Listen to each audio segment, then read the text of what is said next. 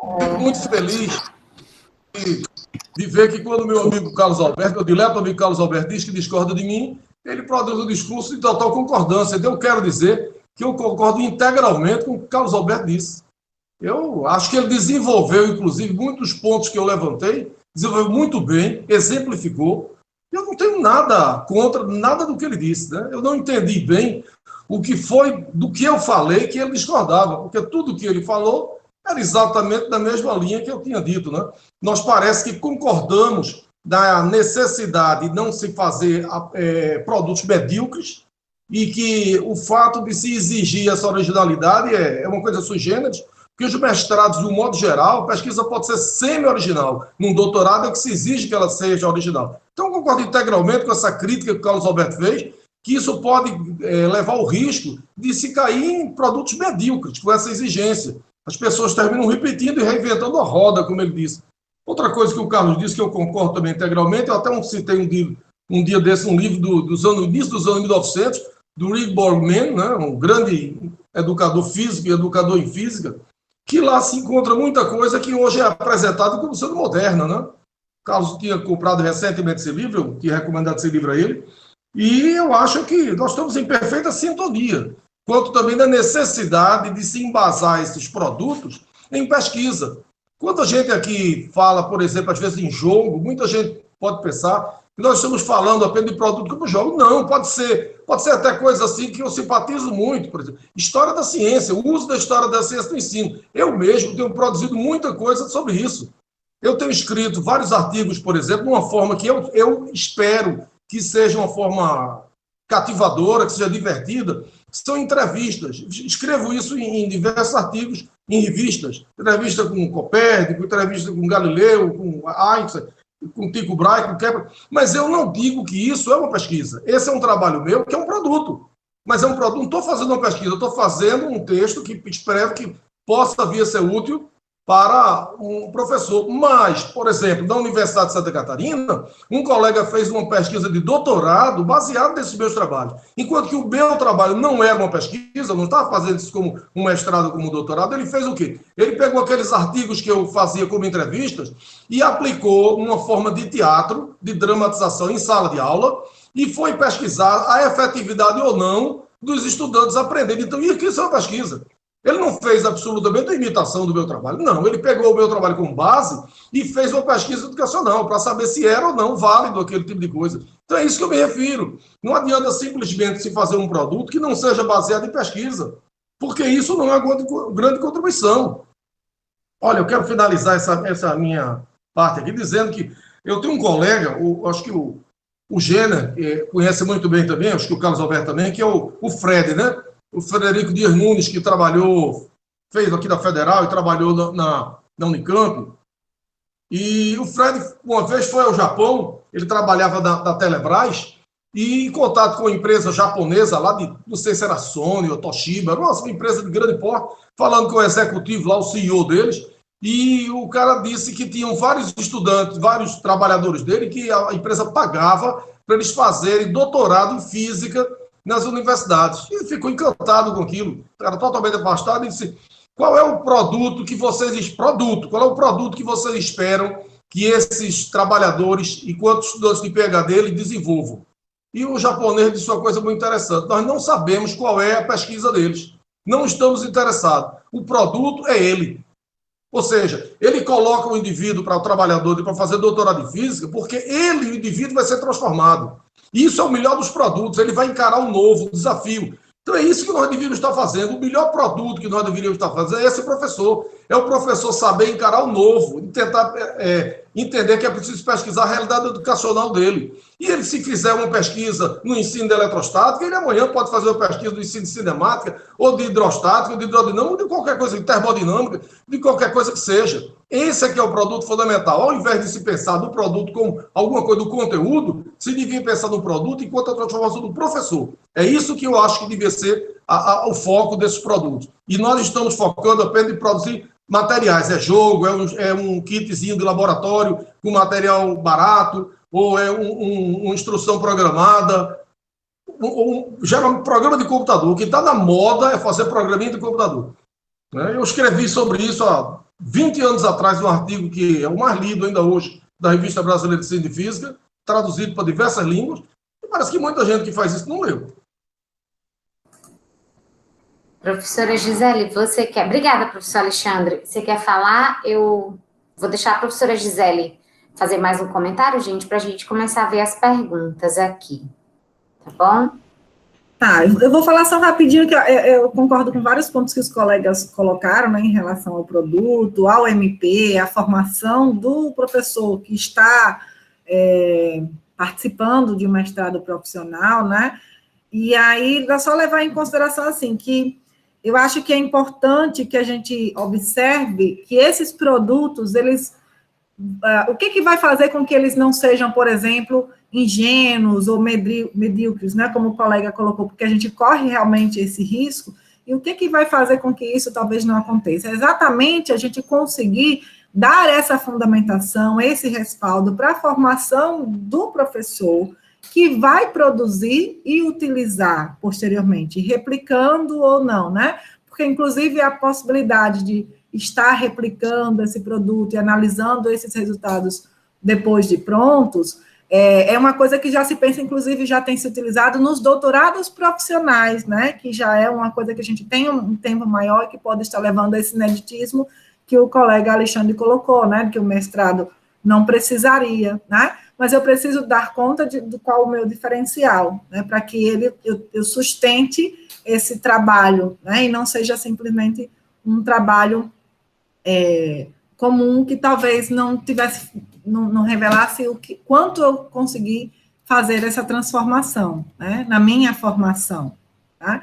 Então, por exemplo, os jogos mesmo que eu observei aqui, né, que a gente às vezes fala no exemplo do joguinho, no sentido de que não é aquele produzido com um respaldo teórico, mas é um jogo que tem utilidade, que tem prática, enfim. Mas como que esse jogo ele pode, por exemplo, estar associado a um produto, quando ele tiver um respaldo, porque existe toda uma linha de pesquisa e de trabalho que sustenta a produção de jogos, a aplicação dos jogos e a concepção disso no ensino, né? Então, como é que eu vou conseguir fazer com que isso se concretize? É buscando essa fundamentação. É isso. Ok, obrigada. Fazer uma Pronto, pode sim, professor, à vontade. Posso fazer uma... Veja, eu concordo com o que a Gisele disse, eu só quero enfatizar que o que eu me referi não foi propriamente quando eu disse que a pesquisa do mestrado, dos mestrados em geral, pode ser semi-original, esse é o ponto. Não é que você deva ter a pesquisa, ao contrário, eu enfatizei que esses produtos deviam nascer de pesquisas. O que eu acho, às vezes, o Carlos Alberto colocou isso muito bem, às vezes se exige que o produto seja original, e, no entanto, não se exige nada da pesquisa. Isso é um contrassenso. Né? Quando a própria pesquisa poderia ser original. Entendeu? Esse é o ponto que eu queria levantar. Verdade. Ok, a gente tem aqui já 2 perguntas, deixa eu ler aqui, vamos lá. Gostaria de destacar a pertinência da fala do professor Alexandre Medeiros, que ressalta a necessidade da pesquisa nos mestrados profissionais serem produtos de pesquisa do campo educacional vinculado à prática, ou seja, a ênfase na pesquisa. Nesse sentido, pensando produto como algo que pode ser destacável da dissertação, tese, ou seja, a ênfase no produto, não é reproduzir o que aconteceu nos anos 60, 70? Gisele quer falar? Não, eu acredito que não, mas a gente precisa ter muito cuidado nessa produção, porque a gente corre esse risco, né? Então, é aquilo que eu coloquei lá no finalzinho da minha fala, de que a gente tem que ter um cuidado para que ele tenha vida própria, mas que ele não deixe de estar atrelado a tudo que foi produzido pela pesquisa, porque essas coisas elas precisam trabalhar em conjunto, né? Ele gera a pesquisa, o produto, e ele é fruto dela também, ao mesmo tempo, né? Então, por isso, no produto, ele precisa carregar os elementos que o sustentam. Deve ter, por exemplo, os conceitos chaves que norteiam toda a sua concepção e, inclusive, aplicação, né? Então, por isso, lá as questões de orientação para o professor, de fundamentos básicos para que ele possa fazer essa replicação, né? Pensando num outro profissional que não o que concebeu Então, no sentido de pensar ele tendo vida própria, é porque, às vezes, a gente pensa num produto e a aplicação dele posterior, ela fica muito vinculada a quem produziu. Outra pessoa, se não tiver os elementos importantes, essenciais, ela vai ter dificuldade de aplicar, porque ela não participou da pesquisa. Então, por isso, no produto, precisa ter elementos que norteiem essa aplicação para outras pessoas e que vieram dessa pesquisa, né, de quem produziu.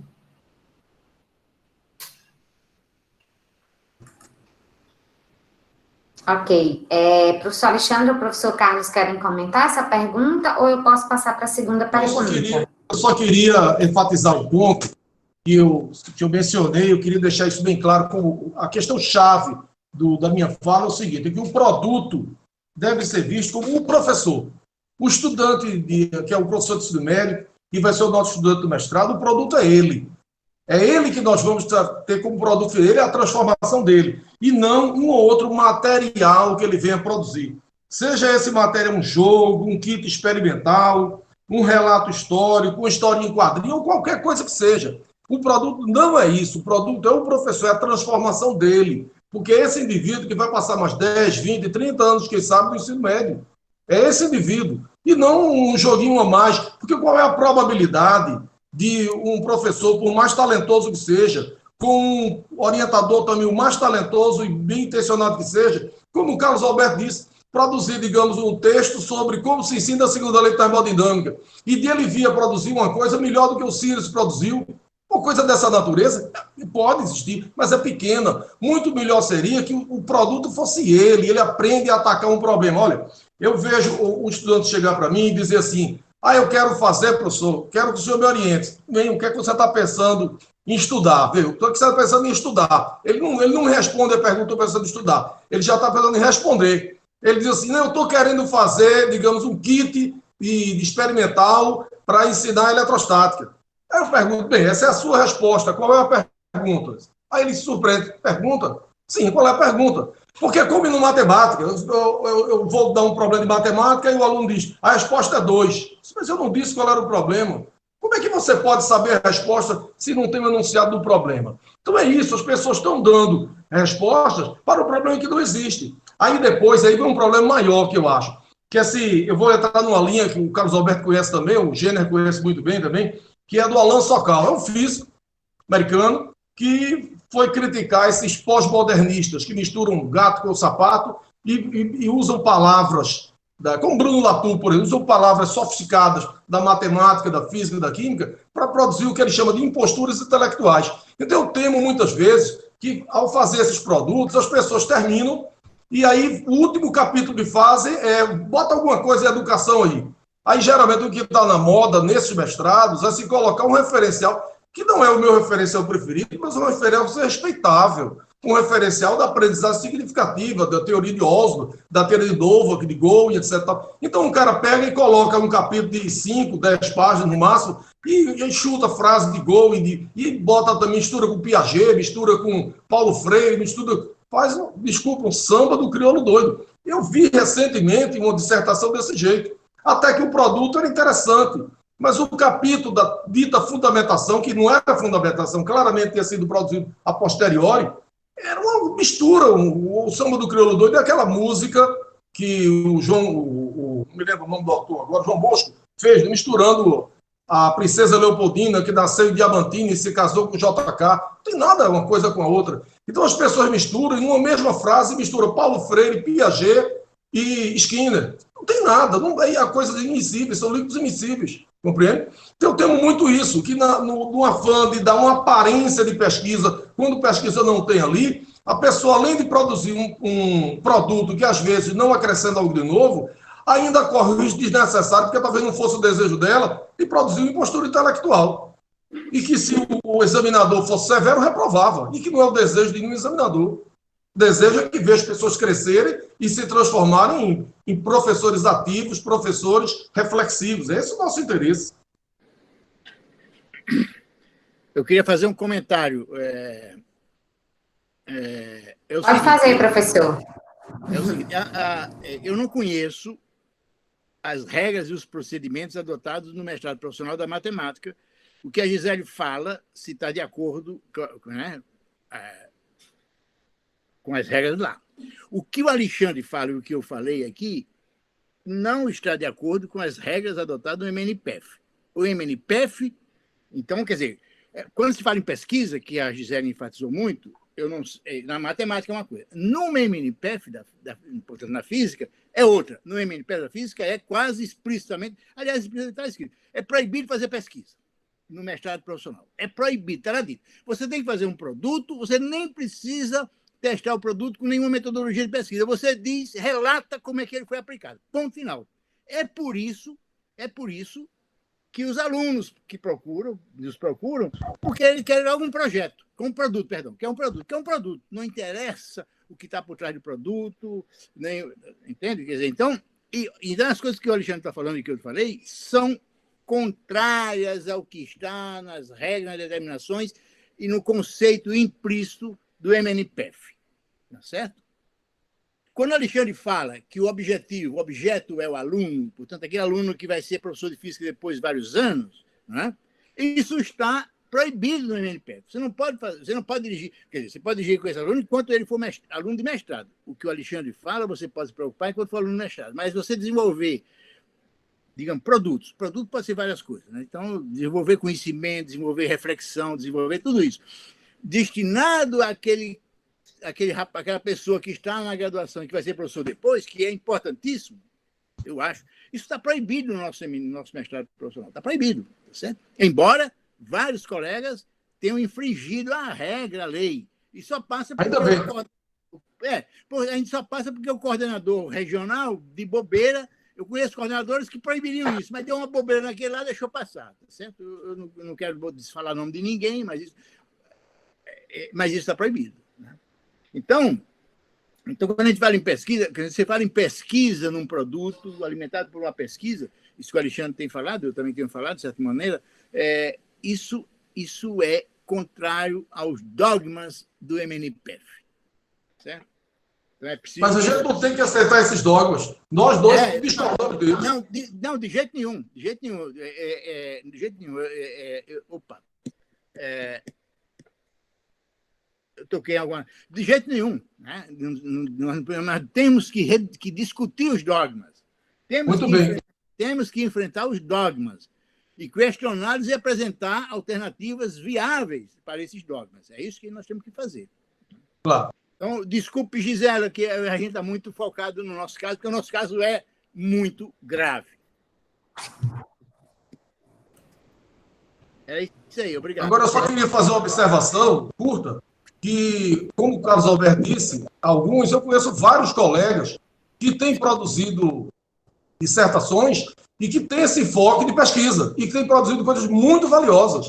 Entendeu? Não somos obrigados a realmente obedecer essas regras, porque essas regras, para usar uma forma muito gentil, não são inteligentes. Para não dizer o que eu estou pensando, elas não são inteligentes.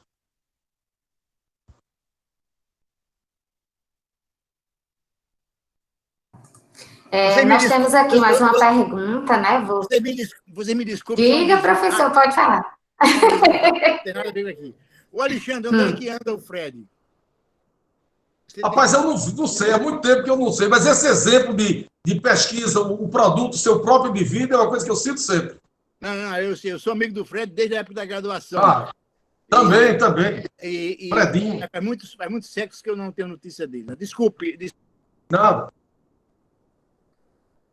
Ok. A segunda pergunta está dizendo assim, sem negar a importância do material instrucional para a aprendizagem, se tomarmos, por exemplo, a perspectiva da teoria da atividade, ou mesmo outras compreensões sobre a aprendizagem, o papel do professor, suas concepções não são mais fundamentais que o material instrucional? É possível um produto com vida própria? Gisele, quer responder? Sim, é possível, sim. Na verdade, é essa orientação e a concepção que a gente tem para os produtos atualmente. Lembra que na minha fala eu coloquei que isso não foi uma coisa simples, a gente não teve essa definição e ela ainda está em transformação, né, do que é o produto educacional. Mas eu acho que tudo passa pela concepção que você tem de produto educacional. Porque muitas vezes a gente usa a expressão produto educacional ou a fala produto se referendo a várias coisas que a gente usa no dia a dia, né? Qualquer coisa pode ser um produto, né? Qualquer coisa pode ser um produto. Mas é esse produto que eu estou me referindo, que vai fazer parte da minha dissertação e que é resultado dessa minha constante formação no período do MP, né? É isso. Então, é essa questão que eu tenho. Então, por exemplo, eu lembro que quando o professor Alexandre colocou aqui que os alunos às vezes chegam logo, olha, o meu produto é esse, eu quero isso, né? Eu quero fazer isso.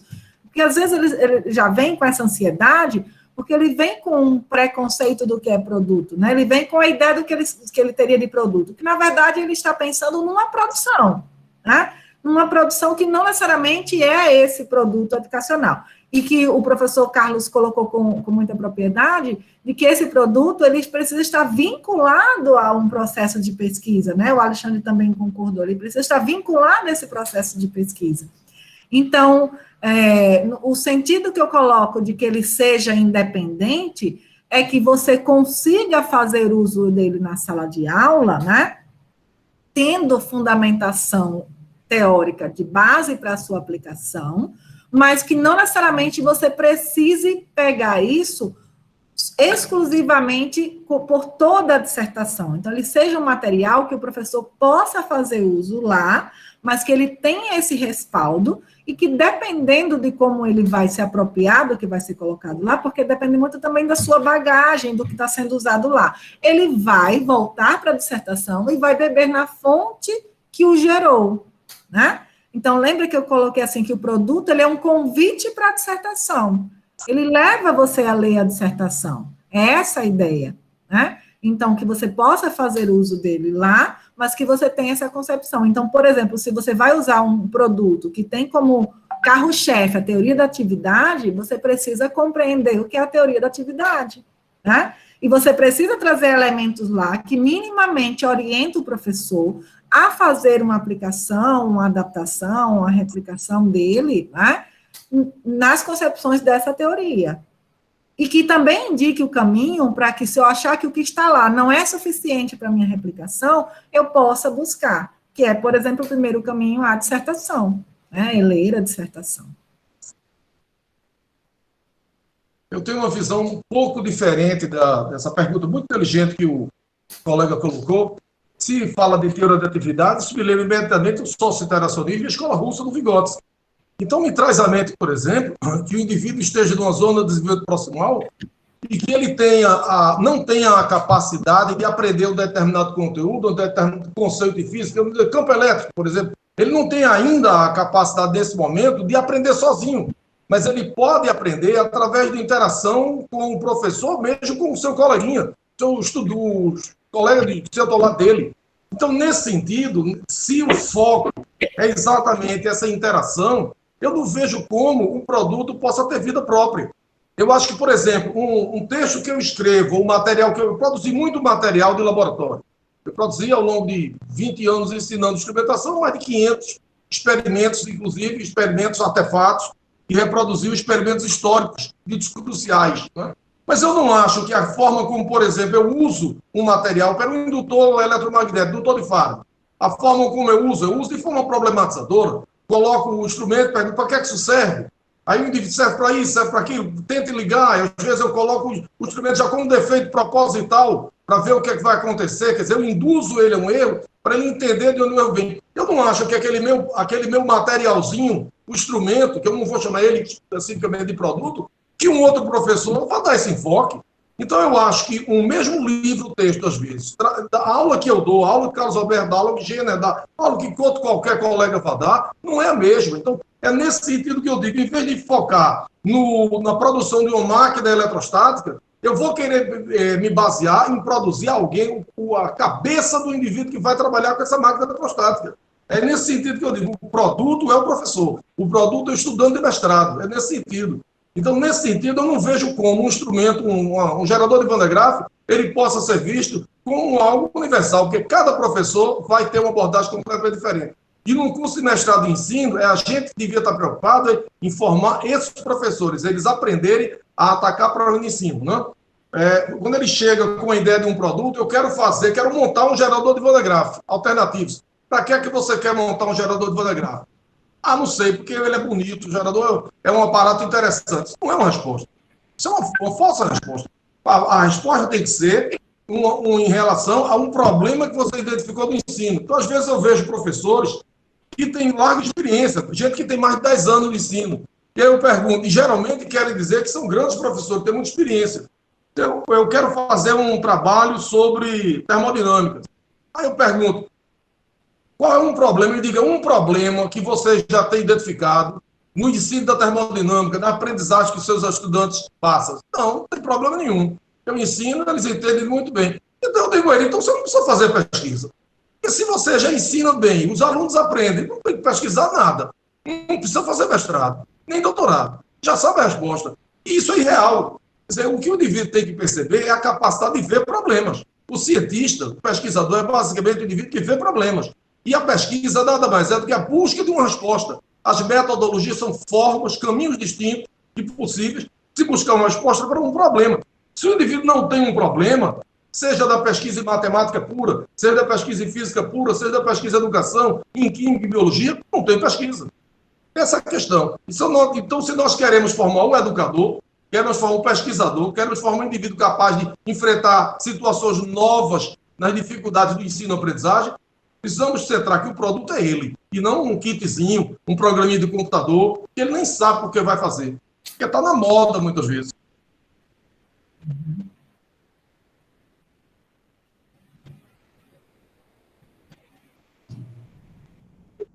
Tenho mais uma pergunta aqui do Emanuel. Ele falou o seguinte: no mestrado profissional existe uma dificuldade que se relaciona à dificuldade de se desenvolver um projeto que contempla revisão de propostas de ensino do assunto a ser ensinado, junto a todas as outras demandas, desenvolvimento do produto, apropriação de referenciais teóricos de aprendizagem, de ensino, etc. Como o aluno pode dar conta de tal extensa demanda? Aí ele continua aqui, ele diz que, dando a sequência, seria interessante pensar que poderia haver pesquisas focadas na análise da qualidade dos produtos educacionais de assuntos. Um tal trabalho poderia, por exemplo, gerar uma revisão sobre produtos educacionais, sobre cinemática, que poderia ser usado por quem futuramente for desenvolver um produto educacional sobre cinemática. O que os palestrantes pensam a respeito dessa ideia?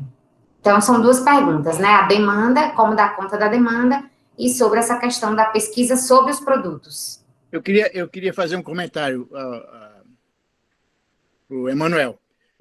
A pergunta do Emanuel. É assim, ó, eu acho que a estrutura do mestrado profissional, que não vai ser mudada, a estrutura de que os alunos também trabalham, e tem uma reunião tem uma reunião uma vez por semana com os seus professores no curso, né? Geralmente, acho que todos os lugares é na sexta-feira, diz que é sexta e sábado, mas o sábado é pro forma, né? Então, é impossível a gente fazer o que nós estamos pensando aqui, muitos de nós estamos pensando, Alexandre, e a questão do Emanuel. É impossível com alunos que uma vez por semana participem de alguma reunião, de alguma interação com os seus professores, seus orientadores, se fazer isso. É por isso que o foco num produto, para fazer uma coisa, né, que a gente está criticando aqui, o Alexandre, num produto, uma coisa muito específica, é por isso que este foco é operacional no caso do MNPF, porque o aluno tem muito pouco tempo para fazer isso, né? Os alunos, todos eles, agora meus alunos, eu dei aula para 20 alunos lá na UFAL, 10 numa disciplina e 10 na outra. Todos os alunos tinham problemas, porque um dia eu estava dando uma aula, né, videoconferência, e um aluno estava assistindo a minha aula e participando de uma reunião do colégio dele.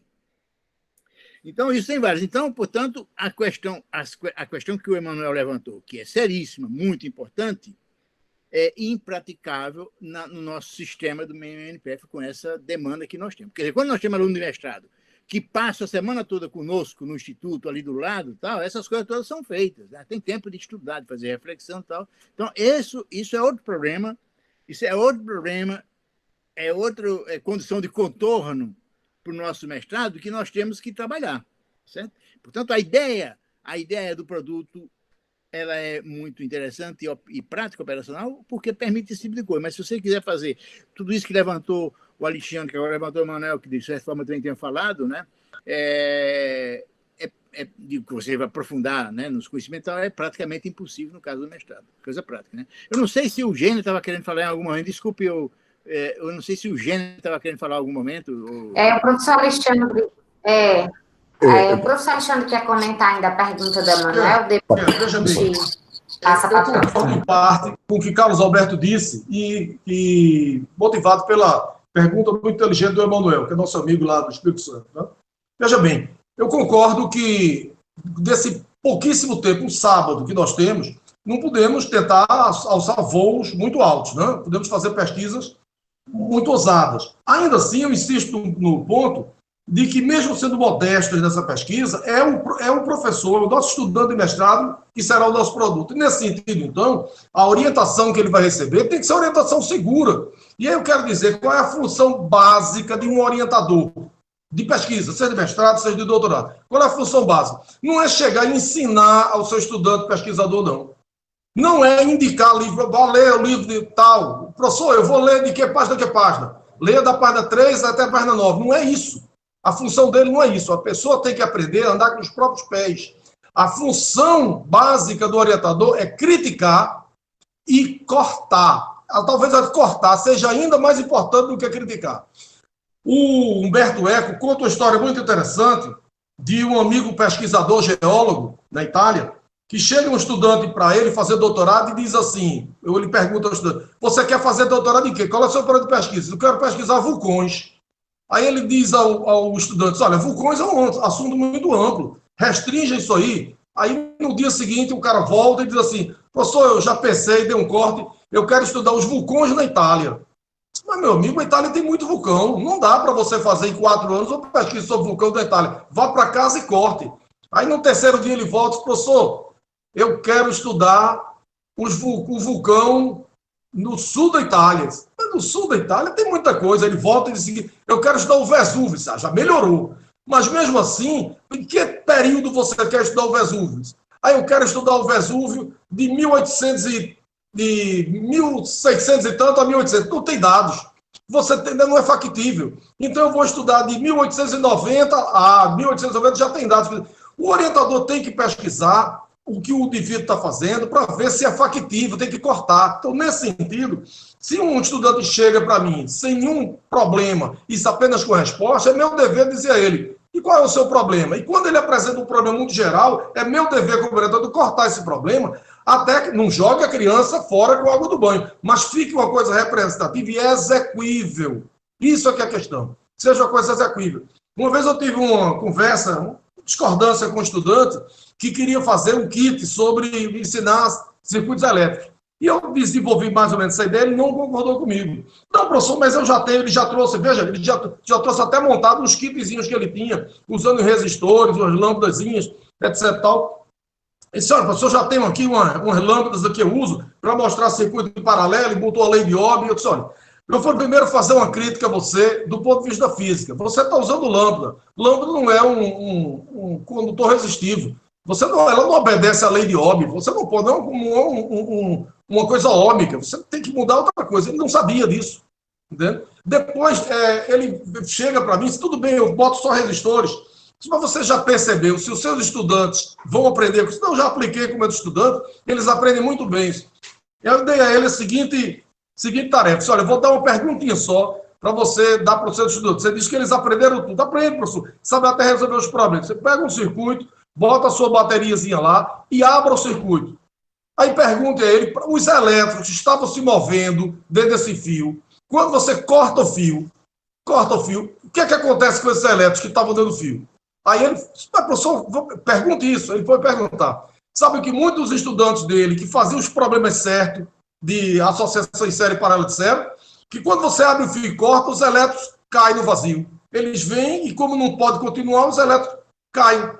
É como se fosse um cano de água que você cortou o cano, a água fica escorrendo. Aí eu disse, está vendo? Você imaginava isso, que ele tinha essa concepção. O cara não tem a concepção de circuito. É como se a corrente elétrica pudesse fluir sem ter um circuito.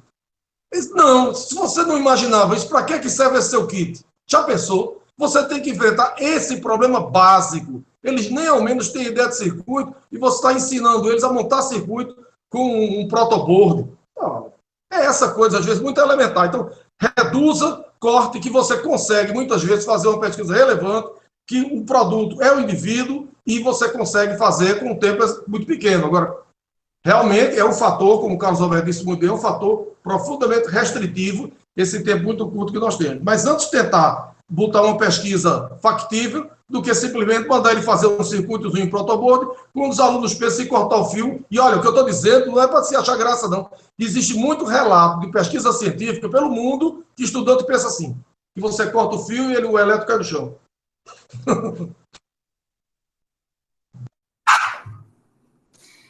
Professor Jenner quer fazer, né, uma pergunta? Pode fazer, professor. Posso fazer aqui, oralmente, a minha Pode sim, fica à vontade. Em primeiro lugar, quero parabenizar a Gisele, Luiz Helena, Alexandre, Carlos Alberto e todos os demais pelo excelente seminário, excelente live, né, aqui apresentada nessa terça-feira, Alexandre. Hoje não é de sábado, é terça-feira. A pandemia, às vezes, faz com que...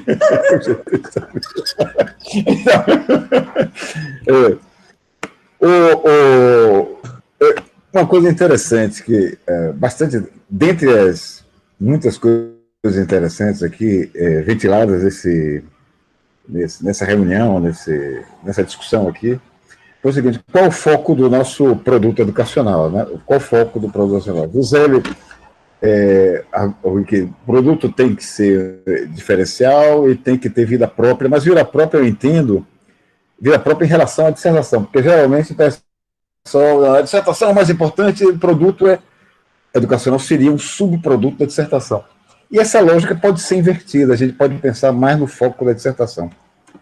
Mas essa coisa é conciliável com o que Carlos Alberto e Alexandre falaram, na questão de que o foco mesmo é o professor e os estudantes do professor e assim e por diante. Nós queremos pessoas que pensem em problemas, né?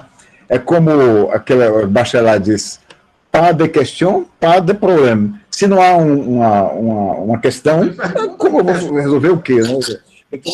O que do Vesúvio, do Vesúvio você quer estudar? Que época? Enfim, é necessário esse corte para, enfim, ser factível, ser viável uma questão. Agora eu quero dar um depoimento pessoal sobre o PSC. O Carlos Alberto falou que o PEF, Beatriz Alvarenga fez uma espécie, talvez a palavra não seja de transposição do PSC para digamos, a realidade nacional, um PSC mais digerível, enfim. E o PSC é criticado, às vezes, injustamente. Eu digo isso porque em 1967 tinha 18 anos nessa época, né? Estava fazendo o primeiro ano de física, bacharelado em física, fiz bacharelado em física na Universidade Federal da Bahia. E tive a sorte de ter como professor Luiz Felipe Perrep Serpa, que depois ele foi reitor da UFBA. Tempos depois ele foi reitor da UFBA. Um professor extraordinário, falecido em 2003. Na época ele aplicou o PSC para a gente. E houve muito protesto. PSC é coisa do ensino celular, queremos o Halliday. Todos os colegas queriam o Halliday tem matemática, a gente está querendo aprender cálculo infinitesimal, E aí o Felipe dizia: não, o PSC tem mais física do que o Halliday. E 3 experimentos, Alexandre, por isso que eu acho essa crítica, embora ela tenha algum sentido, mas essa crítica do PSC indutivista. E aí eu vou para a questão do PEF, que também é uma elaboração brasileira do PSC com elementos próprios, é um bom programa do PF também. 3 experimentos, se me permite, Luiz, aqui falar muito brevemente, me chamaram muito a mente e o coração. Um deles foi o experimento da gota de óleo. Eu digo, eu ficava invocado com como pode ser as dimensões moleculares, a pinga, a gota de óleo, ela se espalha no líquido, a gente bota pó de licopódio para fazer o contraste, olha aqui, vê o raio, mede a espessura na ordem molecular. Uma experiência que me emocionou muito. Poxa, é assim que... Outra experiência, isso do PC, foi a experiência de carga sobre massa do elétrico, com métodos clássicos, usando a lei de Ampère, entortar uma lâmpada chamada olho mágico, que você, por contraste... Bom, aqui é luz, mas não é luz, aqui é elétrico. Me permita lhe interromper. Por favor. Veja, só um interrompo curto. Muito interessante você está dizendo, agora eu quero dizer que eu sou um admirador, eu sou um filho do PSC, assim como o Carlos Alberto. Nós somos admiradores do PSC. A minha crítica não foi que o PSC fosse o meu, eu adoro o PSC ainda hoje. É que ele não teve sucesso de um modo geral. O sucesso dele como método de ensino de física foi um resultado negativo. Agora, eu acho o PSC maravilhoso. Para mim, ele é maravilhoso. Para você também. Para o Carlos também. Mas como aplicação geral, ele foi uma nulidade. Sim, eu concordo. E vou dizer, por exemplo, que o PSC não é o completo para a educação. Ele era um programa formado para criar o fenômeno do Sputnik, era uma resposta ao fenômeno do Sputnik, né? A educação dos Estados Unidos está muito fraca, então os russos são muito melhores, eles já lançaram, muito mais pobres, e já lançaram um satélite, e nós aqui, muito mais ricos, estamos atrasados, por favor. E era um programa para, justamente nessa coisa que você falou do professor, que Frederico Dias Nunes falou para você, nós queremos o foco do professor. Aí eu digo, do que Gisele falou, o foco deve ser da dissertação do produto, mas visando o foco do professor. Essas ideias são, a meu ver, conciliáveis. Agora, voltando ao PSC, uma outra experiência, carga sobre massa. Como a de carga sobre massa, se eu combino a experiência com a da gota de óleo, da experiência de Millikan, eu tenho um kitzinho muito elementar, e eu tenho a massa do elétron 9,1 a 10 a menos 31 quilos, que foge completamente a qualquer intuição nossa, e a carga do elétron. Exatamente. Então, outra foi a dos carrinhos, que a conservação do momento dos carrinhos, onde, da conservação do momento, eu posso inferir as 3 leis de Newton, quando tem interação via... E a gente pode generalizar isso para... Newton pensou em interação não de contatos, carrinhos interagem entre si e só existe ação e reação quando eles trocam o momento entre si. Depois, acabar a interação, eu meço a velocidade final, os carrinhos têm que bater ao mesmo tempo, e eu vi ao mesmo tempo uma pancada uníssona para poder medir a velocidade final, um deles emerge depois da interação. E aí, para estados de movimento, lei de inércia, eu diria que o PC, eu sou fã do PC, porque eu aprendi muito, e fiz quando o período era anual, não era semestral, foi antes um pouco da reforma da Make Use Aid, até que veio... era Física Geral Experimental 1, em 1967, em 1968 tinha a Física Experimental 2, onde Felipe Serpa continuou com o PSC, apesar dos protestos de alguns dos nossos colegas que queriam o Halliday, porque queriam produzir cálculo infinitesimal, o Halliday tem integral e o PSC não tinha, embora o PSC, sem dúvida nenhuma, tem muito mais conteúdo em física do que o Halliday. Agora, o PSC tinha uma lacuna, porque a lacuna é a seguinte, ele era para professores de física interessados em ser físicos. Ele teria que ser complementado com teorias cognitivistas,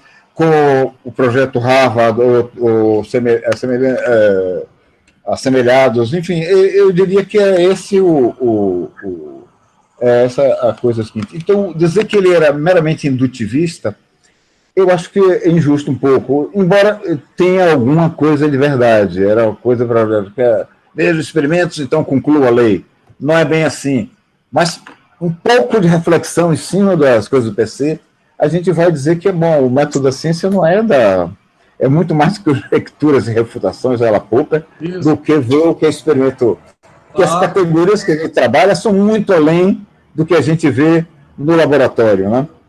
Mas era isso aí, meu comentário seria esse. Eu queria fazer um comentário breve, que o Gêner falou um bocado, e apresentar o meu amigo Gêner, meu velho amigo Gêner, de Carlos também, né?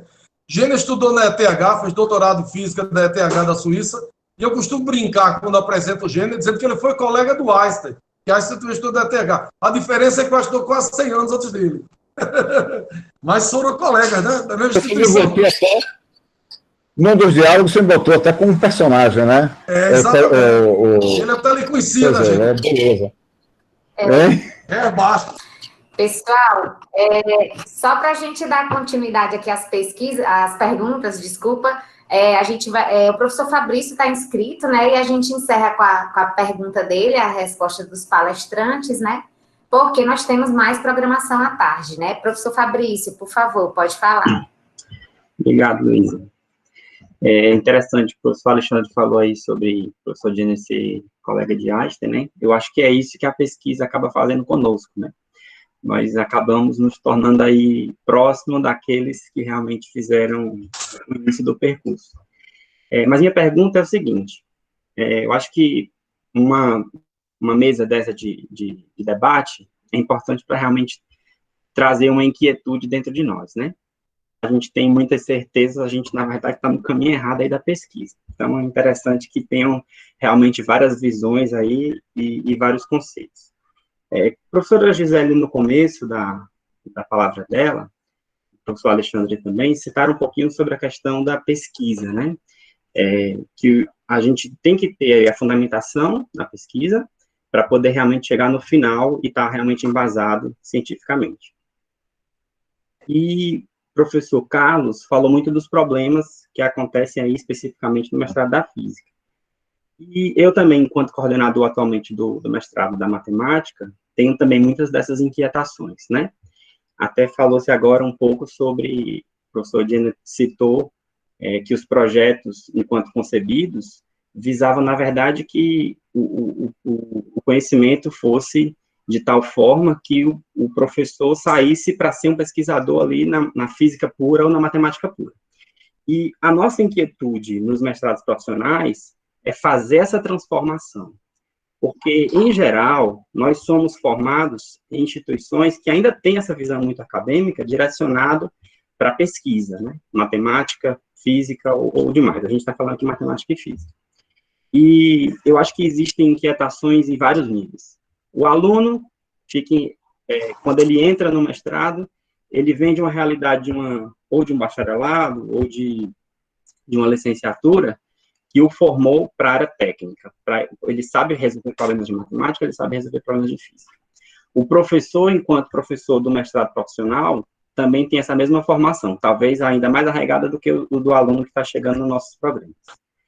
E a realidade que se põe é que tem uma carga horária técnica altíssima, e realmente a gente fica no processo de o aluno tem que terminar com esse produto educacional, com esse percurso metodológico que ele tem que fazer, só que ele não dispõe desse conhecimento educacional, né? Ele foi formado na parte técnica.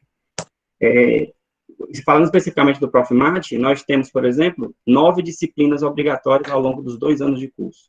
Então, é um quantitativo de disciplina muito alto, e todas as disciplinas voltadas para a área matemática, resolver problemas de matemática. Então, a minha pergunta final é a seguinte, com o conhecimento que vocês têm, qual seria dicas práticas para resolver parte dessas inquietudes, tanto do aluno que entrou no programa, como do professor que está lecionando no programa, quanto do orientador que tem que orientar esse aluno para que ele saia? Então, quais são as dicas para que realmente a gente consiga juntar todas essas inquietudes que a gente tem e sair com realmente um produto educacional que seja bom, que seja coerente, que seja realmente embasado cientificamente nas teorias educacionais existentes. Eu queria dar o toque logo que possível. Eu achei que a pergunta do Fabrício foi muito pertinente. Nós até agora discutimos muito, tanto eu quanto o Carlos Alberto e a Gisele, discutimos muito a questão de como se deve elaborar esse produto, se ele deve ou não ser o resultado de uma pesquisa. Mas agora o Fabrício levanta a questão dos próprios conteúdos que nós veiculamos nesse mestrado. Eu acho que se o mestrado é um mestrado de ensino, e é que está ensino de matemática, ensino de física, ensino de química, ou seja, a questão substantiva ele é ensino. Matemática, física ou química já são adjetivos. Então, prioritariamente, ele devia ser ensino. Ou seja, nós não deveríamos fazer com esse mestrado, e ele está sendo quase que uma especialização. Então, o indivíduo fez um curso que não foi muito bom e se faz como se fosse um bacharelado com água.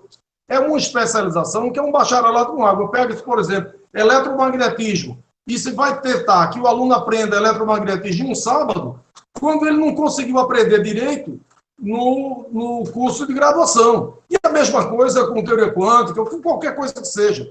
Então, eu acho que, tendo em vista que são professores, eles deviam estudar, não, digamos, eletromagnetismo, mas problemas do ensino do eletromagnetismo. São reflexões sobre o ensino da mecânica, reflexões sobre o ensino da termodinâmica, reflexões sobre o ensino da álgebra, coisa dessa natureza.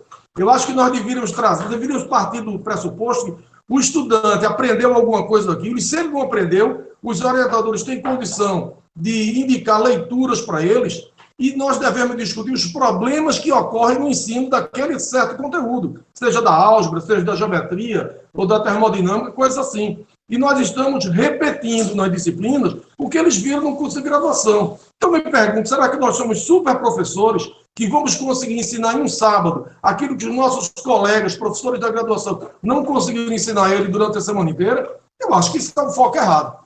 Eles devem ser tratados como adultos, devem ter orientação, devemos focar numa pesquisa o mais restrita possível, para ser factível, e devemos gastar esse tempo de aula para refletir sobre os problemas, inclusive aproveitando a experiência que eles têm de ter dificuldades em ensinar certo. Quais são as dificuldades que você tem quando ensina geometria? Quais são as dificuldades que o seu aluno apresenta quando vai estudar álgebra? Coisa dessa natureza. E nós não discutimos isso, nós só discutimos o conteúdo da matemática, o conteúdo da física.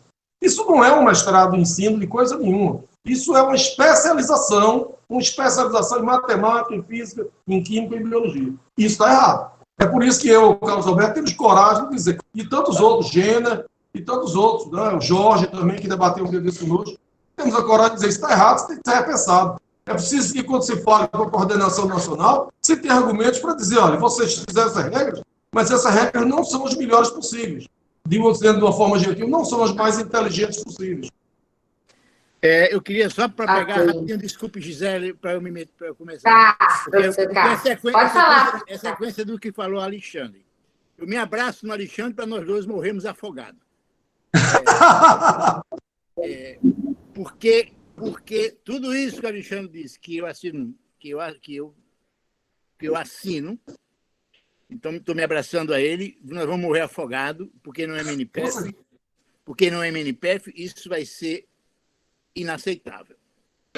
Essa rediscussão que o Alexandre está propondo, que é muito complexa para ser discutida aqui em duas palavras que eu vou falar. Mas quando eu digo de viva voz, ele não responde nada.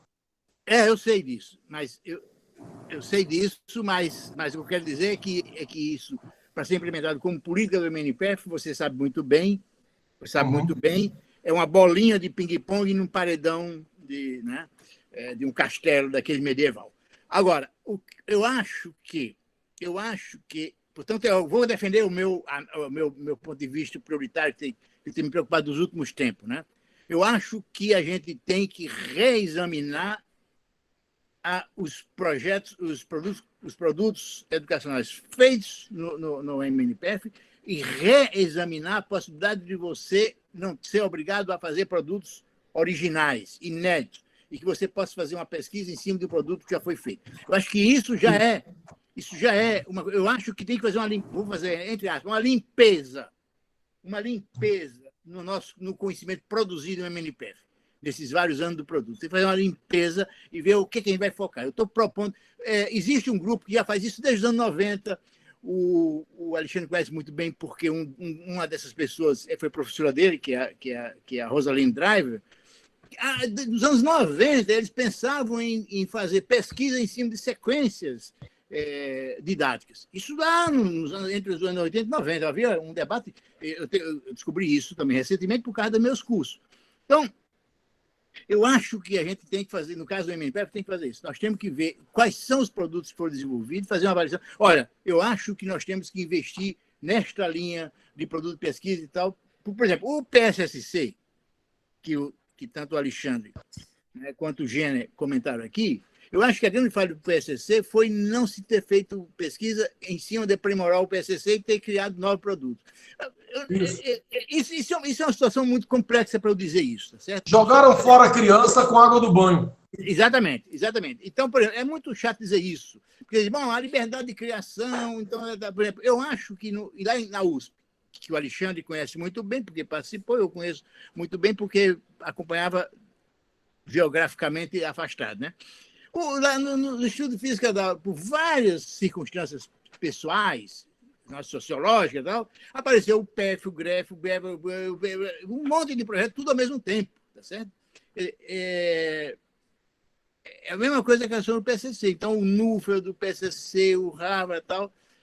Eu sei que o que eu estou dizendo é meio complicado, porque é sujeito a muita crítica. Então, você é contra ter surgido o projeto Harvard, que é maravilhoso também? Não sou contra, mas eu tenho muita inquietação com esse fato de surgir um monte de rodinhas por aí afora. Então, portanto, essa é uma preocupação minha, que em determinado contexto é refutável, pode ser aberto à crítica, dependendo do viés filosófico da pessoa, etc, etc. Mas eu acho que, no caso, você pode dizer, bom, você é muito positivista, né?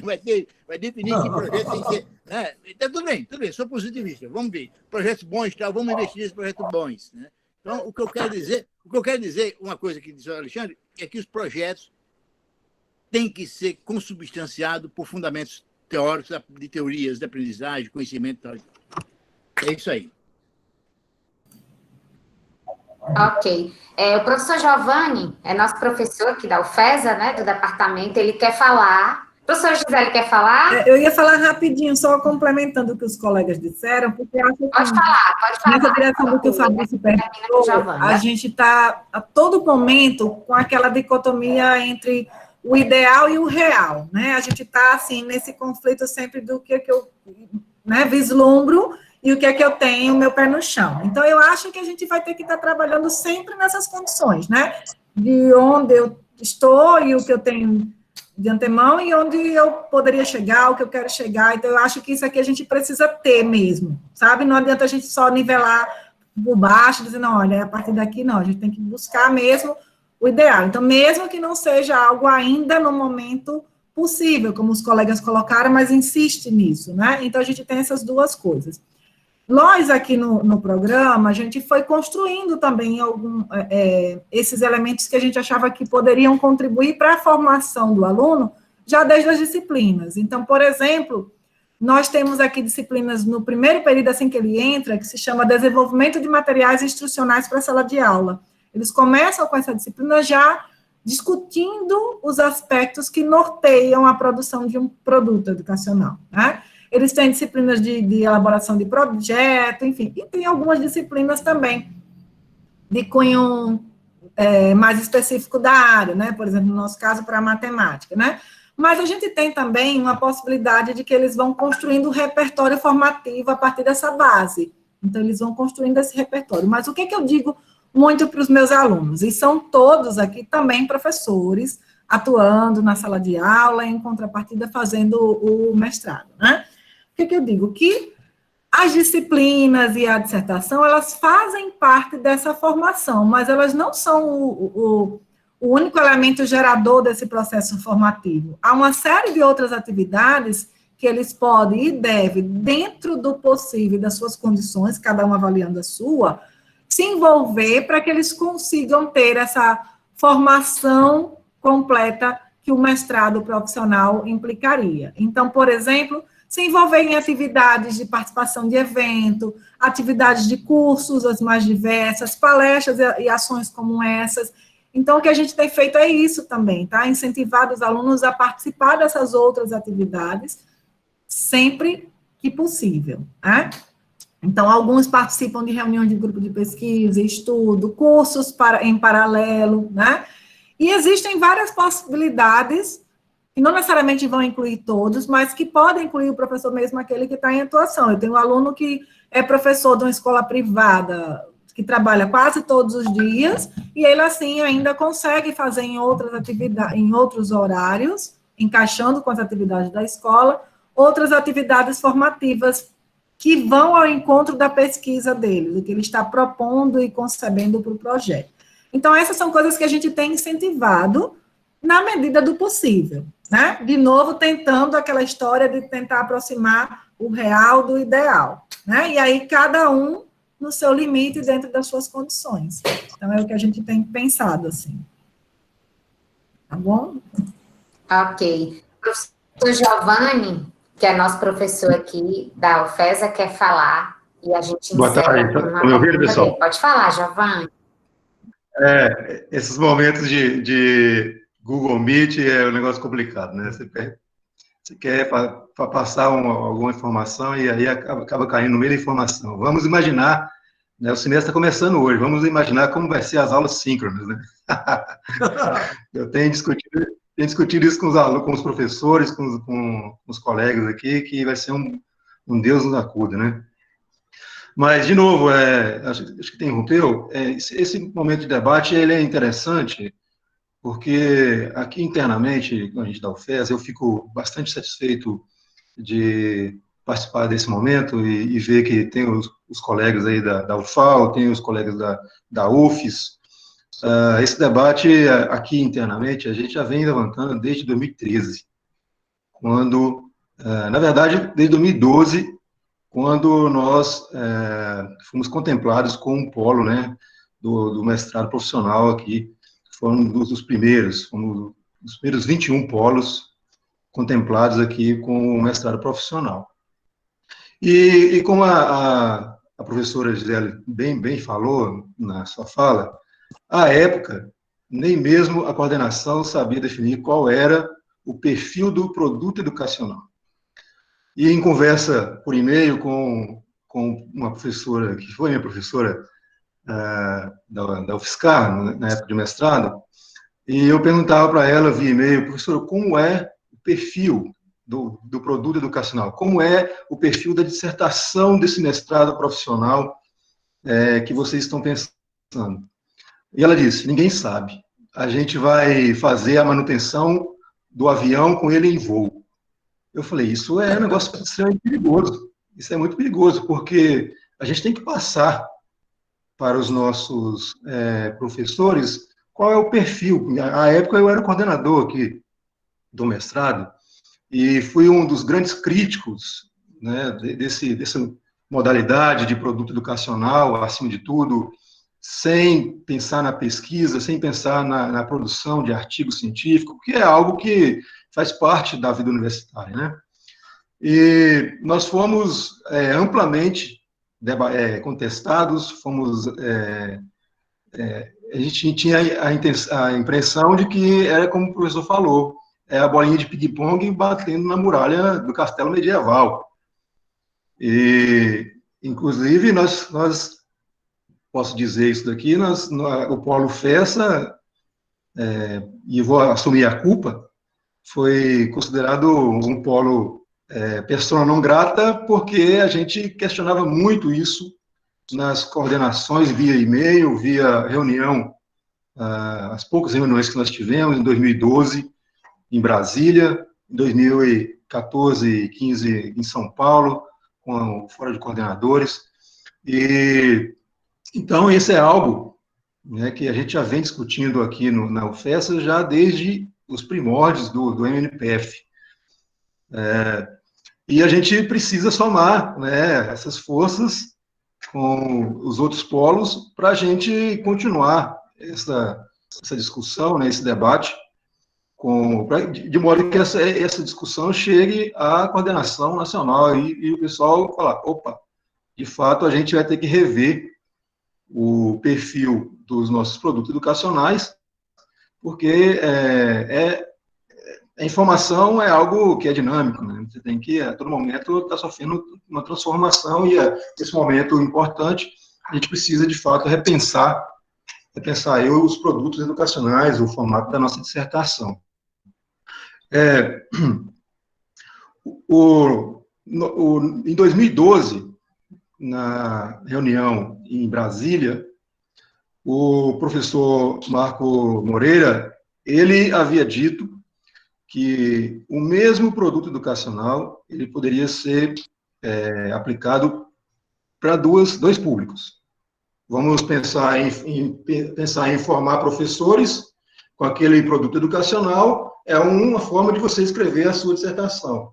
Agora, vamos usar para os estudantes. Então, o outro mestrando poderia escrever, né, a sua dissertação com um foco na pesquisa com os estudantes. Então, a mesma temática, você teria, então, dois produtos educacionais abordando dois públicos, né, formação de professores e a opinião dos estudantes com relação àquela temática ali. Depois, sem nenhum debate, eu particularmente não participei desse debate, a não ser que foi algo depois da minha coordenação, eu acredito que não, porque a Erlânia está presente aqui na reunião, ela também não comentou nada a respeito disso conosco. Definiu-se que não era possível, quer dizer, vou usar a palavra que o professor Carlos Alberto disse, é proibido utilizar os produtos educacionais com formação de professores. A gente achou isso um absurdo, né, porque, a priori, pensou-se que a formação, né, o nosso produto educacional, de fato, é o professor, como o professor Alexandre mencionou aí nas suas falas. Então, assim, só para dizer que acho que esse debate ele tem que ser ampliado, seria interessante que tivesse a participação aqui do coordenador regional do nosso MNPF, mas como nós temos colegas aqui de outras universidades, eu acredito que isso vai se propagar de modo que chegue à coordenação nacional. Então, fico muito feliz por esse momento, obrigado, né, por proporcionar esse momento de discussão, e acho que começa aqui com uma plantinha, a gente tem que continuar os debates, não só nas redes sociais, aí nas mídias, né, temos que ampliar esse debate de modo que a coordenação nacional participe dessa argumentação, para a gente, a nossa ideia sempre é melhorar a educação regional. E, para isso, a gente precisa que os coordenadores nacionais, eles estejam presentes nesses debates, onde a gente está aqui fazendo essas críticas construtivas, de modo a melhorar os produtos educacionais que são apresentados nos diferentes mestrados. Então, muito obrigado por esse momento, e todo mundo tem que se cuidar, viu, pessoal? Ainda estou vendo o pessoal na praia, o pessoal sem usar máscara, vamos se cuidar, porque a pandemia não acabou ainda. É isso aí. Giovanni, muito obrigada. Eu quero agradecer muito aos professores, a Gisele, ao professor Alexandre e ao professor Carlos Alberto, pela contribuição, né, por esse momento tão enriquecedor. A gente vai encerrando por aqui essa mesa de abertura, e não esqueçam que às 14 a gente continua com a nossa programação. Teremos um momento só exclusivo com a professora Gisele, hoje à tarde, e ao longo da semana teremos um momento só com o professor Carlos, outro momento só com o professor Alexandre também. Então, muito obrigada a todos, muito obrigada aos professores pelas contribuições, ok? E até daqui a pouco, gente.